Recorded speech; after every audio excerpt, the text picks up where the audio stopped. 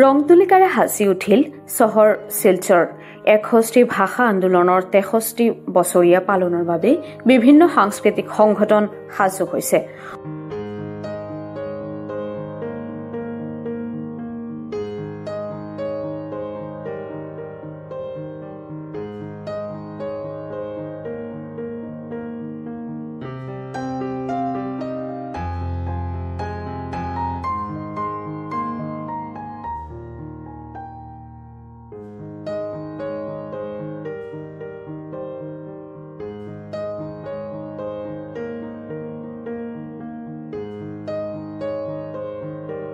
19ৰ আবাহনৰ 3 দিন ধৰি ৰাজপথত অনুষ্ঠিত হোৱা পদযাত্ৰাৰ বিভিন্ন স্তৰৰ লোকে অংশগ্ৰহণ কৰে।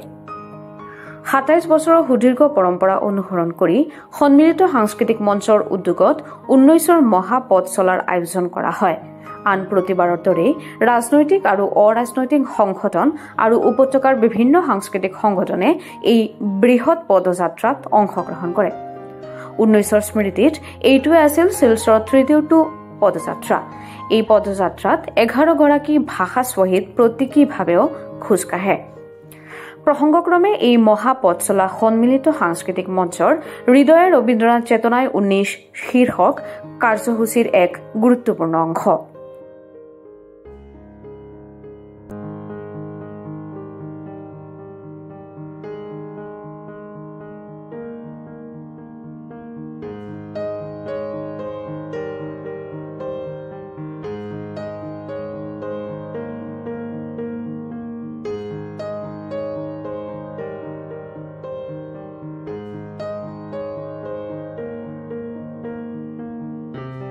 লগতে বৰাক উপত্যকা বংগ সাহিত্য আৰু সংস্কৃতি সন্মিলন কাছাৰ জিলা সমিতিৰ 63 সংখ্যক ভাষা আন্দোলনৰ বৰ্ষপূৰ্তি উদযাপনৰ বাবে বিভিন্ন কাৰ্যসূচী হাতত লৈছে।